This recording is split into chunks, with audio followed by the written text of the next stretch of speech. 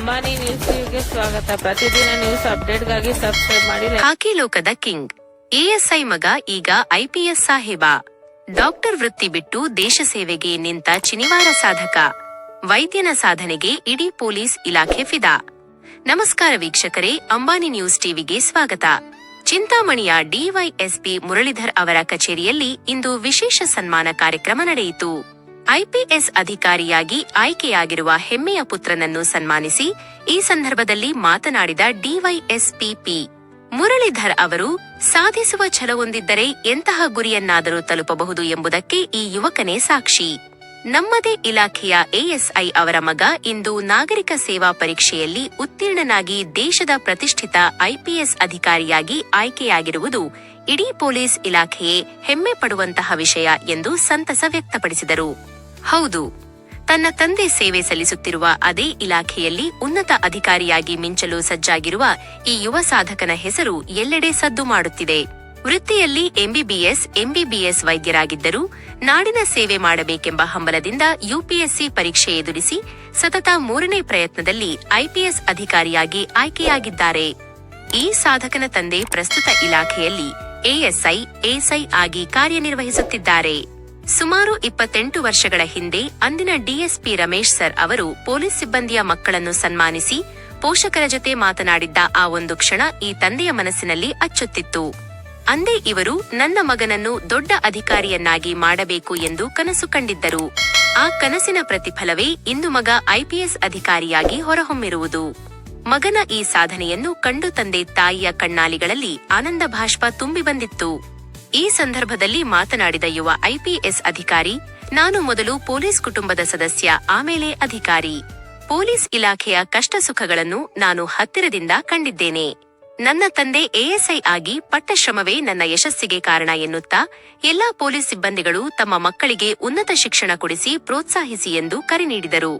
ಈ ಸುಸಂದರ್ಭದಲ್ಲಿ ಚಿಂತಾಮಣಿ ಗ್ರಾಮಾಂತರ police inspector Shivaraj, Shidlaghatta police inspector S. Anand, Kencharlahalli Narayanaswamy, ನಗರ ಠಾಣೆಯ ಸಬ್ ಇನ್ಸ್ಪೆಕ್ಟರ್ ರಮೇಶ್ ಹಾಗೂ ಪ್ರಕಾಶ್ ಉಪಸ್ಥಿತರಿದ್ದರು. ಅಲ್ಲದೆ ಬಟ್ಲಹಳ್ಳಿ ಸಬ್ ಇನ್ಸ್ಪೆಕ್ಟರ್ ಶಿವಕುಮಾರ್, ಶ್ಯಾಮಲಾ, ಶಾಬುದ್ದೀನ್, ನಾಗಮ್ಮ, ಪದ್ಮ ಹಾಗೂ ದಿಬೂರ್ಹಳ್ಳಿ ಸಬ್ ಇನ್ಸ್ಪೆಕ್ಟರ್ ನಾಗರಾಜ್ ಸೇರಿದಂತೆ ಇಡೀ ಪೊಲೀಸ್ ಸಿಬ್ಬಂದಿ ಈ ಹೆಮ್ಮೆಯ ಕ್ಷಣಕ್ಕೆ ಸಾಕ್ಷಿಯಾದರು. ಒಟ್ಟಿನಲ್ಲಿ ಒಬ್ಬ ಎಎಸ್ಐ ಮಗ ಅದೇ ಇಲಾಖೆಗೆ ಐಪಿಎಸ್ ಅಧಿಕಾರಿಯಾಗಿ ಬರುವುದು ಇಡೀ ವ್ಯವಸ್ಥೆಗೆ ದೊಡ್ಡ ಸ್ಫೂರ್ತಿ. ಈ ಯುವ ಅಧಿಕಾರಿಯ ಹಾದಿ ಜನಸೇವೆಯಲ್ಲಿ ಯಶಸ್ವಿಯಾಗಲಿ ಎಂದು ಅಂಬಾನಿ ನ್ಯೂಸ್ ಹಾರೈಸುತ್ತದೆ.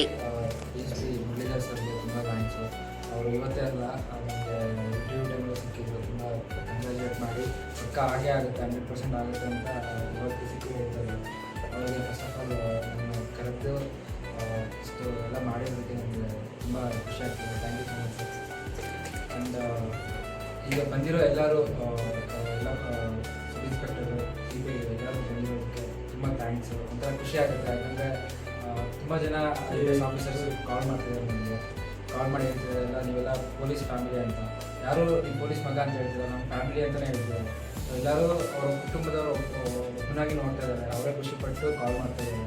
ಸೊ ಇದೆಲ್ಲ ನೋಡಿದಾಗ ತುಂಬ ಖುಷಿ ಆಗುತ್ತೆ. ಸೊ ಎಲ್ಲರೂ ನಮ್ಮ ಕಡೆಯಿಂದ, ನಮ್ಮ ಫ್ಯಾಮಿಲಿ ಕಡೆಯಿಂದ ಎಲ್ಲರಿಗೂ ಧನ್ಯವಾದಗಳು ಇಷ್ಟಪಡ್ತೀನಿ. ಮತ್ತು ಇವತ್ತು ಒಂಥರ ತುಂಬ ಖುಷಿ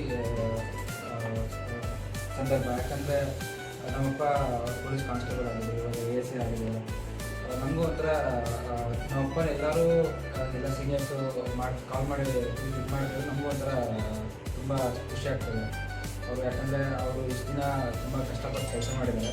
ಸೊ ಇದೆಲ್ಲ ಅವರು ಮಾಡಿರೋ ಒಳ್ಳೆ ಕೆಲಸಗಳೆಲ್ಲ ನಮಗೆ ಬಂದಿದೆ. ಸೊ ಅದೆಲ್ಲ ರಿಟರ್ನ್ ನಮ್ಗೆ ಸಿಗ್ತದೆ, ಗುಡ್ ಕರ್ಮ ಅಂತಂದ್ರು ಅದೆಲ್ಲ ನಮ್ಗೆ ಸಿಗ್ತದೆ. ಸೊ ನಮ್ಮಪ್ಪ ನಮ್ಮಮ್ಮಗೆ ತುಂಬ ಥ್ಯಾಂಕ್ಸ್ ಹೇಳೋಕ್ಕೆ ಇಷ್ಟಪಡ್ತೀನಿ. ಹಾಗೆ ಈಗ ಎಲ್ಲರೂ ಬಂದಿದ್ದಾರೆ ಪೊಲೀಸವರು. ಸೊ ನಾನು ಒಂದೇ ಒಂದು ಮಾತು, ನನ್ನ ವಯಸ್ಸಲ್ಲಿ ಚಿಕ್ಕವನಿರ್ಬೋದು, ಬಟ್ ಒಂದೇ ಒಂದು ಮಾತು ಏನು ಹೇಳೋಕ್ಕೆ ಇಷ್ಟಪಡ್ತೀನಿ ಅಂದರೆ, ನಿಮ್ಮೆಲ್ಲ ಮಕ್ಕಳನ್ನ ಚೆನ್ನಾಗಿ ಓದಿಸಿ. ಯಾಕಂದರೆ ನಿನ್ನೆ ಇದು DCP ಅಕ್ಷಯ್ ಸರ್ ಅಂತ ಮಾಡಿದ್ರು, ಬೆಂಗಳೂರು ಪ್ರೈಮರಿ ಅವರು ಅದೇ ಹೇಳ್ತಾಯಿದ್ರು, ಪೊಲೀಸವ್ರ ಮಕ್ಕಳು ಯಾರು ಓದಲ್ಲಪ್ಪ, ಪೊಲೀಸವ್ರ ಮಕ್ಕಳು ತುಂಬ ಓದೋದು ಕಡಿಮೆ ಇದ್ದಾರೆ. ಸೊ ನೀನು ಮಾಡಿದ ತಕ್ಷಣ ಅವರೇ ಗ್ರೂಪಲ್ಲಿ ಹಾಕಿದ್ದಾರೆ ಅಂತ ಅವರೇ ಕಾಲ್ ಮಾಡಿ ನನಗೆ ತುಂಬ ಖುಷಿ ಆಯಿತು. ಅವ್ರಿಗೂ ನನಗೆ ಪರಿಚಯ ಇಲ್ಲ, ನಮ್ಮ ಅಪ್ಪಗೂ ಪರಿಚಯ ಇಲ್ಲ ಅವರು, ಬಟ್ ಅವರೇ ನನಗೆ ಗೊತ್ತಿಲ್ಲ ಅಂದ್ರೂ ಅವ್ರು ಕಾಲ್ ಮಾಡಿ ಹೇಳಿದ್ದಾರೆ. ಯಾಕಂದರೆ ಅವ್ರಿಗೊಂಥರ ಖುಷಿ, ಪೊಲೀಸವ್ರ ಮಕ್ಳಿಗೆ ಆಗಿದ್ದಾರೆ ಅಂತ. ಸೊ ಯಾರೇ ಆದರೂ ನೀವು ದಯವಿಟ್ಟು ಮಕ್ಕಳಿಗೆ ಚೆನ್ನಾಗಿ ಓದಿಸಿ. ಬೇರೆ ಏನೂ ನಮ್ಗೆ ಆಸ್ತಿ ಇರಲ್ಲ ಅಂತ ನಮ್ಮ ಅಪ್ಪ ಅಮ್ಮ ಹೇಳ್ತಾ ಇರ್ತಾರೆ. ಸೊ ಮಕ್ಕಳೇ ಆಸ್ತಿ. ಸೊ ಅವ್ರು ಮಾಡಿದಾಗ ಅವ್ರು ಒಳ್ಳೆ ದಾರಿಯಲ್ಲಿ ನಡೆದ್ರೇ ತಂದೆ ತಾಯಿಗೆ ಒಂದು ದೊಡ್ಡ ಖುಷಿ. ಸೊ ನೀವೆಲ್ಲರೂ ಅದನ್ನು ಮಾಡಿಸಿ ಅಂತ ನಮ್ಮ ಕಡೆಯಿಂದ ರಿಕ್ವೆಸ್ಟ್. ಮತ್ತು ನಾನು ಈಗ ಒಂದು IPS ಅಧಿಕಾರಿ ಆಗಿರೋದಕ್ಕಿಂತ ನಾನೊಬ್ಬ ಪೊಲೀಸ್ ಫ್ಯಾಮಿಲಿ ಮೆಂಬರ್. ಅದು ನಾನು ಯಾವತ್ತೂ ಮರ್ತಿಲ್ಲ. ನಾನು ಕೊಪ್ಪಳದಲ್ಲಿ ಡಾಕ್ಟರ್ ಮಾಡಬೇಕಂದ್ರೆ ಅಲ್ಲೇ ಯಾರೋ ಪೊಲೀಸರು ನಮ್ಮ ಹಾಸ್ಪಿಟ್ಲಿಗೆ ಬಂದಾಗೂ ನಾನು ಮಾತಾಡಿ ಹೇಳ್ತಾ ಇದ್ದೆ ಅವ್ರ ಹತ್ರನೂ. ಸರ್ ನಮ್ಮ ಅಪ್ಪನ ಹಿಂಗೆ ಪೊಲೀಸ್ ಇದ್ದಾರೆ ಅಂತ ಅವರೆಲ್ಲ ಖುಷಿಪಟ್ಟು ಮಾತಾಡ್ತಾಯಿದ್ರು. ಎಲ್ಲರಿಗೂ ಒಂಥರ ಖುಷಿ. ನಾನು ಡಾಕ್ಟರ್ ಆದಾಗೆ ತುಂಬ ಖುಷಿ ಇತ್ತು. ಹೌದಾ ನೀನು ಡಾಕ್ಟರ್, ನಿಮ್ಮಪ್ಪ ಪೊಲೀಸ್ ಇದ್ದಾರೆ ಅಂದರೆ ಅವ್ರು ಒಂಥರ ಖುಷಿಪಟ್ಟು ಮಾತಾಡ್ತಾಯಿದ್ರು. ಸೊ ನಾನು ನಿಮ್ಮ ಮಕ್ಕಳಾಗಲಿ ಯಾರಾಗಲಿ ಏನು ಸಹಾಯ ಮಾಡಬೇಕು ನಾನು ಮಾಡ್ತೀನಿ. ನೆಕ್ಸ್ಟ್ ಮುಂದೆ ಗೈಡೆನ್ಸ್ ಆಗಿ ಕೊಡ್ತೀನಿ. ದಯವಿಟ್ಟು ನೀವು ಅವ್ರ ಮಕ್ಕಳನ್ನೆಲ್ಲ ಚೆನ್ನಾಗಿ ಓದಿಸಿ, ನಿಮ್ಮ ಫ್ಯಾಮಿಲಿಯೆಲ್ಲ ಚೆನ್ನಾಗಿ ಓದಿಸಿ. ಒಂದು ನಮ್ಮ ಪೊಲೀಸ್ IPS ಅನ್ನೋದಕ್ಕೆ ನಾನು ಪೊಲೀಸ್ ಫ್ಯಾಮಿಲಿ ಮೆಂಬರ್ ಅಂತ ನಾನು ಹೇಳ್ಕೊಳಕ್ಕೆ ಇಷ್ಟಪಡ್ತೀನಿ. ಸೊ ಅದರಿಂದ ನಾನು ಎಲ್ಲರಿಗೂ ಥ್ಯಾಂಕ್ಸ್ ಹೇಳೋಕ್ಕೆ ಇಷ್ಟಪಡ್ತೀನಿ ಸರ್. ಹೀಗೆ ಮೊದಲು ನನ್ನ ಮಗನ ನನಗೆ ಸ್ಫೂರ್ತಿ ನಮ್ಮ DSP ಸಾಹೇಬರು, ನಮ್ಮ ಕಣ್ಣೂರಿನ ರಮೇಶ್ ಸರ್ ಅಂತ ಅವರೇ ಸ್ಫೂರ್ತಿ ನನಗೆ. ಇಲ್ಲಿ ಸುಮಾರು ಒಂದು 27 ವರ್ಷದಿಂದ ಪ್ರೋಗ್ರಾಮ್ ಮಾಡಿದ್ವಿ ನಮ್ಮ ಹಳೆ DSP ಆಫೀಸರ್. ಅದೆಲ್ಲ ನಮ್ಮ ಪೊಲೀಸ್ ಮಕ್ಕಳಿಗೆ ಸನ್ಮಾನ ಮಾಡಿದ್ವಿ. ಸನ್ಮಾನ ಮಾಡಿ ನೀವು ಒಂದು ಟೈಮ್ ಒಂದು ಅರ್ಧ ಗಂಟೆ ನಿಮ್ಮ ಫ್ಯಾಮಿಲಿ ಜೊತೆ ಮಕ್ಕಳ ಜೊತೆ ಮಾತಾಡ್ರಿ, ಮಕ್ಕಳು ಏನು ಮಾಡ್ತಾರೆ ತಿಳ್ಕೊಳ್ಳಿ ಅಂತ. ನಾವು ಅವಾಗೇ ಗುರಿ, ನನ್ನ ಮಗನಿಗೆ ಡಾಕ್ಟ್ರ್ ಮಾಡಬೇಕು ಅಂತ ಆಸೆ. ಅದೇ ಥರ ಓದ್ತಾ ನನ್ನ ಮಗ ಡಾಕ್ಟ್ರ್ ಆದ. ಅವನ ಕನಸು ಸಿವಿಲ್ ಸರ್ವಿಸ್ ಮಾಡಬೇಕು. ಕೇಳಿದೆ 2022ರಲ್ಲಿ ನೀವು 2 ವರ್ಷ ಮಾತಾಡಬೇಕು, ನಾನು ಮಾಡ್ತೀನಿ, ನಾನು ಇನ್ನೇನು ಮಾತಾಡ್ತೀನಿ ಮಾಡಿದೆ. ಅದೇ ಥರ ಫಸ್ಟ್ ಅಟೆಂಪ್ಟಲ್ಲಿ ಫಿಲಿಮ್ಸ್ ಆಯಿತು. ಫಿಲಿಮ್ಸ್ ಆದಾಗಿ ತುಂಬ ಖುಷಿ ಆಯಿತು. ನನ್ನ ಮಗ ಮಾಡ್ತಾನೆ ಅಂತ. ಆಮೇಲೆ 2ನೇ ಅಟೆಂಪ್ಟ್ ಆಗಲಿಲ್ಲ. ಬೇಜಾರು ಪಟ್ಟಿದ್ದು ಆಯ್ತು ಮಾಡಿದೆ. 3rd ಅಟೆಂಪ್ಟ್ ಫಿಲಿಮ್ಸು ಮೇನ್ಸ್ ಎಲ್ಲ ಆಯಿತು. ತುಂಬ ಖುಷಿ ಆಯಿತು. ನಮ್ಮ ಪೊಲೀಸ್ ಇಲಾಖೆಗೆ, ನಮ್ಮ ದೇಶಕ್ಕೆ, ನಮ್ಮ ರಾಜ್ಯಕ್ಕೆ ಗೌರವ ತಂದವನೇ. ಅದರಲ್ಲೂ ನಮ್ಮ ಚಿಂತಾಮಣಿಗೆ ತುಂಬ ಗೌರವ ತಂದವನೇ. ನಮ್ಮ ತಂದೆ ತಾಯಿ ಮಾಡಿದ ಪುಣ್ಯ ದೇವರ ಆಶೀರ್ವಾದ ಆಗಿದೆ. ಇಷ್ಟ ದೇವರ ತಿಳಿಸ್ತೀನಿ. ಎಲ್ರಿಗೂ ನಮಸ್ಕಾರ. ಇಷ್ಟೆಲ್ಲ ಒತ್ತಡಗಳನ್ನು ಮೀರಿ ಈ ದಿವಸ ಇಂಡಿಯಾದಲ್ಲಿ ಅತ್ಯುನ್ನತ ಪದವಿ ಅಲಂಕರಿಸಿರ್ತಕ್ಕಂಥ ಡಾಕ್ಟರ್ ವರುಣ್ ರವರಿಗೆ ನನ್ನ ಹೃದಯ ಪೂರ್ವಕ ಅಭಿನಂದನೆಗಳನ್ನು ಅರ್ಪಿಸ್ತಾ ಇದ್ದೀನಿ. ಹೇಳ್ತಾ ಇದ್ದೇನೆ ನನ್ನ ಸಿಬ್ಬಂದಿಗೆ ನನಗೆ ತುಂಬ ಖುಷಿಯಾಗಿರೋದಂದರೆ ಕಾನ್ಸ್ಟೇಬಲ್ ಮಗ IPS ಆಗಿದೆ. ಅದಕ್ಕಿಂತ ಜೀವನದಲ್ಲಿ ಬೇರೆ ಯಾವುದು ಸಾಧನೆ ಇಲ್ಲ.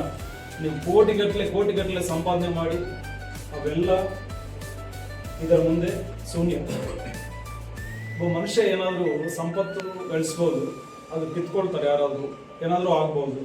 ಬಟ್ ಅರ್ಜಿಸಿದ ಜ್ಞಾನ ಅಂತೂ ಯಾರೂ ತಗೊಳ್ಳೋಕ್ಕೆ ಸಾಧ್ಯ ಇಲ್ಲ. ನಮ್ಮ ಡಾಕ್ಟರ್ ವರುಣ್ ಇದು ಒಂದೇ ಸಲ ಅಲ್ಲ, ಇದು 2nd ಟೈಮ್ ಆಲ್ ಇಂಡಿಯಾ ಲೆವೆಲಲ್ಲಿ ಒಳ್ಳೆ ರ್ಯಾಂಕ್ ಬಂದಿರೋದು. ಇದಕ್ಕೆ ಮುಂಚೆನೂ ನೀಟು ಸಹ ಅಹರ್ನಿಸರುಗಳು ಶ್ರಮಿಸಿ ತುಂಬ ಕನಸಿರ್ತದೆ ಎಲ್ಲರಿಗೂ ಡಾಕ್ಟರ್ ಆಗಬೇಕಂತ. ಇವರು 2 ಅಚೀವ್ ಮಾಡಿದ್ದಾರೆ. ಡಾಕ್ಟರು ಆಗಿದ್ದಾರೆ, UPSCನೂ ಆಗಿದ್ದಾರೆ. ಅದು ಎಲ್ಲರಿಗೂ ಬರಲ್ಲ. ಇವರಿಗೆ ದೇವರು ಆಶೀರ್ವಾದ ಮತ್ತು ಅವರ ತಂದೆ ತಾಯಿಯವರ ಅವರ ಪೂರ್ವಿಕರ ಆಶೀರ್ವಾದ ಬಲ ಚೆನ್ನಾಗಿದೆ. ಅವರ ಸ್ವಯಂ ಕೃಷಿ ಕಷ್ಟ. UPSC ಅಂದರೆ ಅದು ಸಾಮಾನ್ಯ ಇದಲ್ಲ, ಒಂದು ತಪಸ್ಸು ಇದ್ದಂಗೆ. ಅದರ ಹಿಂದೆ 50% ಪೇರೆಂಟ್ಸ್ ಸಹಕಾರನೂ ಇರಬೇಕು.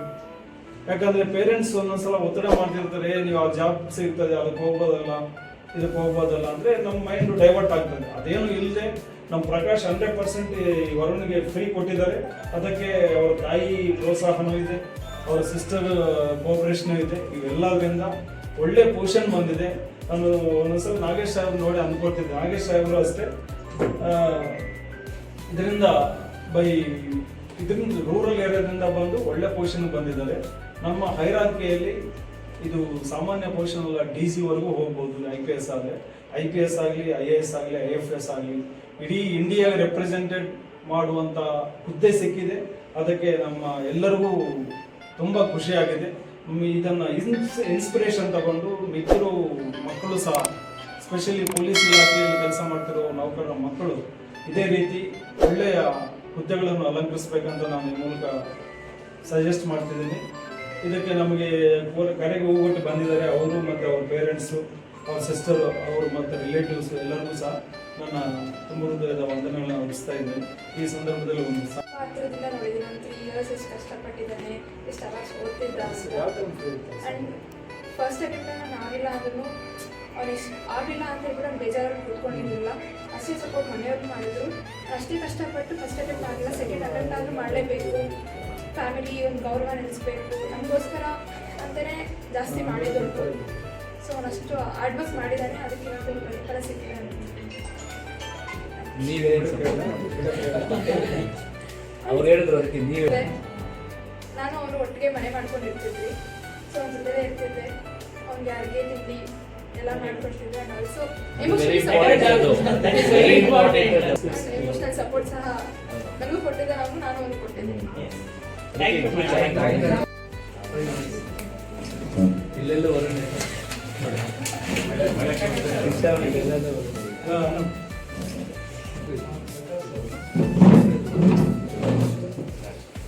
ಬನ್ನಿ.